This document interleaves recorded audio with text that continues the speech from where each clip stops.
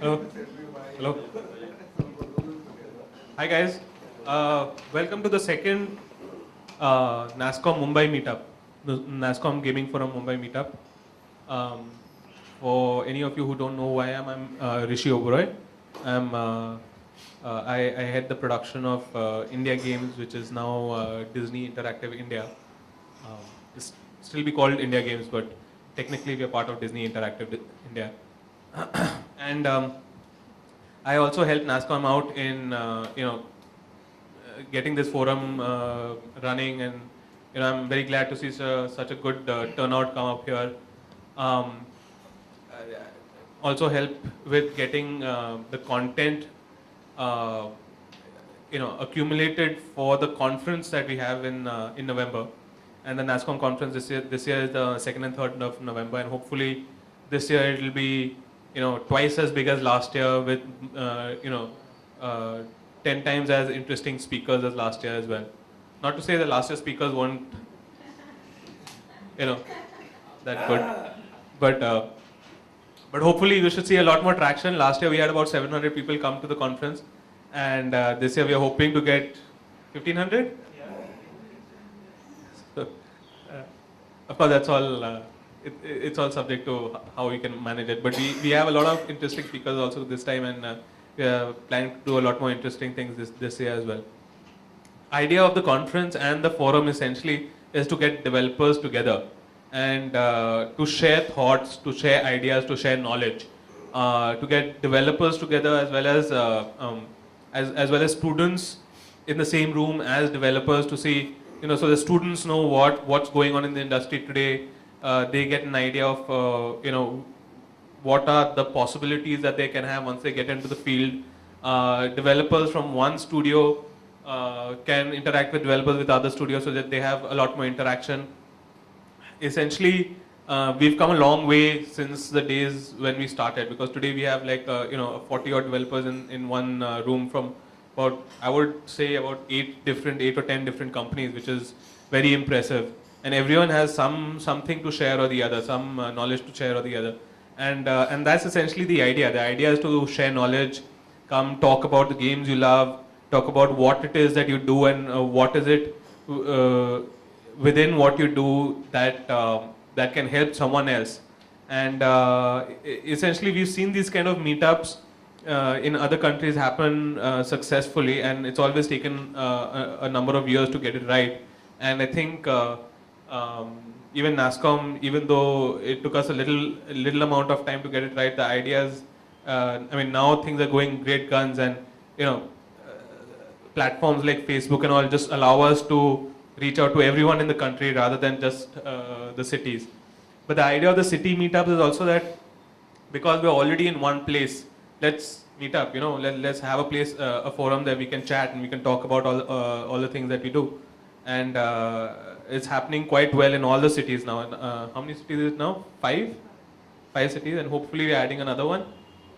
Hopefully we should be adding another one.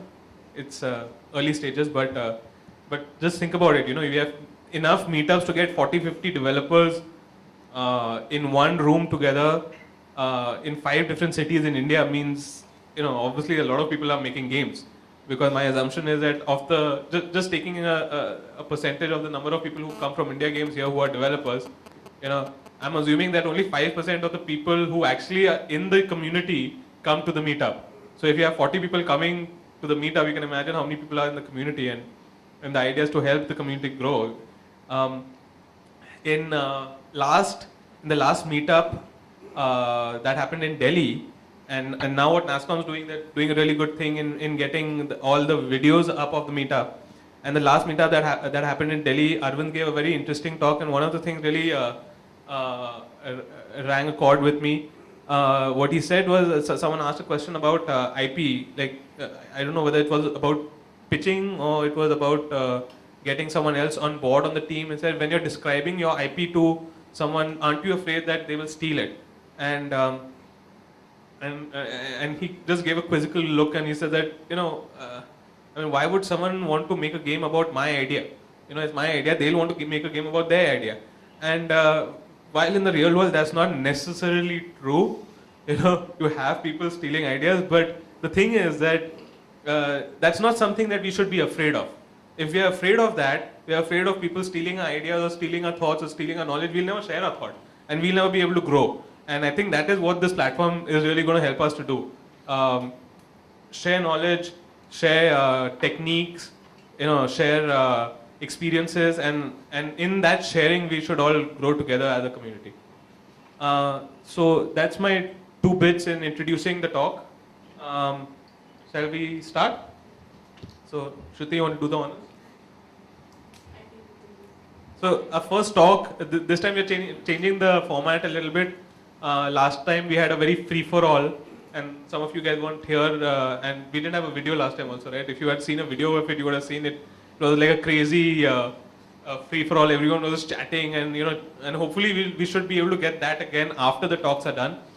This time we've changed the format a little bit because what we've seen is in other cities, the talks have worked really well. So this time we have 2 talks, and the first talk is a talk by one of the indie developers of our country who's really a rock star of the indie game developer community. And he might not think so, but the thing is that the online community thinks otherwise. So let me introduce Shailesh Prabhu, who's going to give a talk on It's Just a Thought. Hi. No. Just,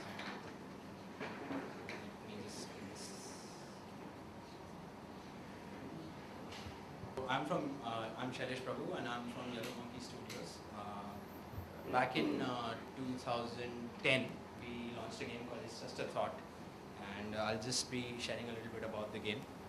But I'll start off with a small trailer of the game in case you've not seen it.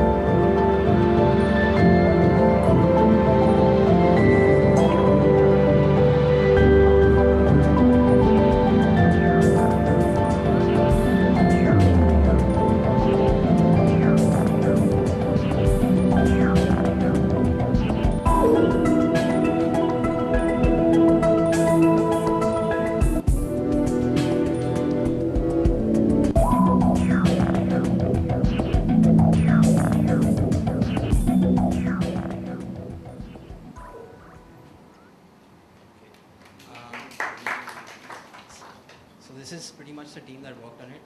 There's me, I did some of the game design. There's Krishna, who worked on some of the game design as well. And he also did the artwork. There's Manu, who did most of the programming.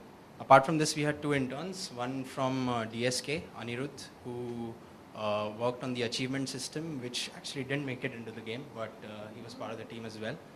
And there was Arvind from iCat in Chennai, who had made an early prototype of the game long before it didn't look anything like this, but yeah.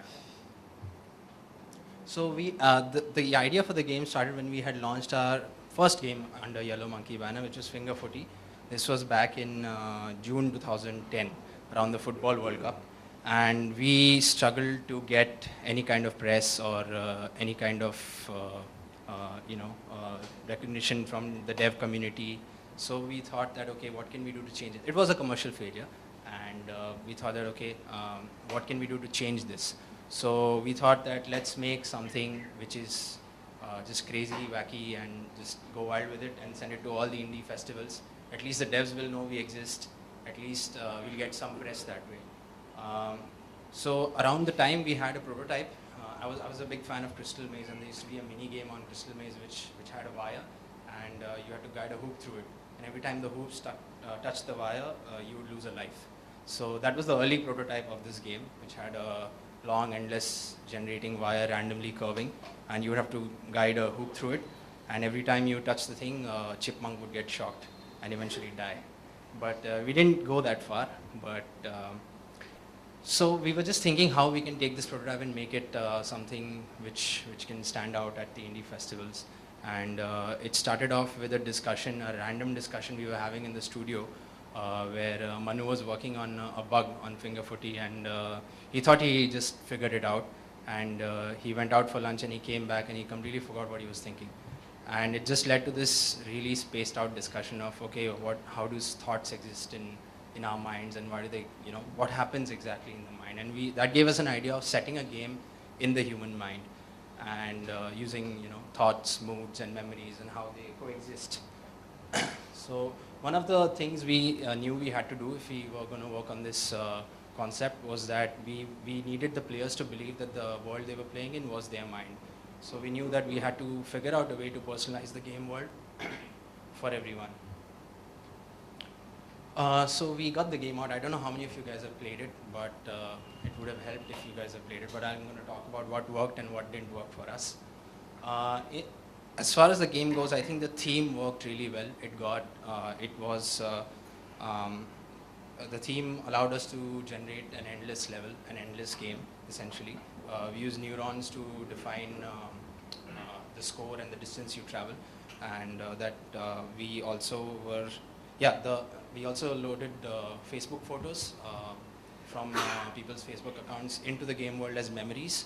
These memories would serve as power-ups in the game, and they also served the purpose of customizing the game world to every user, because he was getting his own Facebook memory photos, and some of them were very old.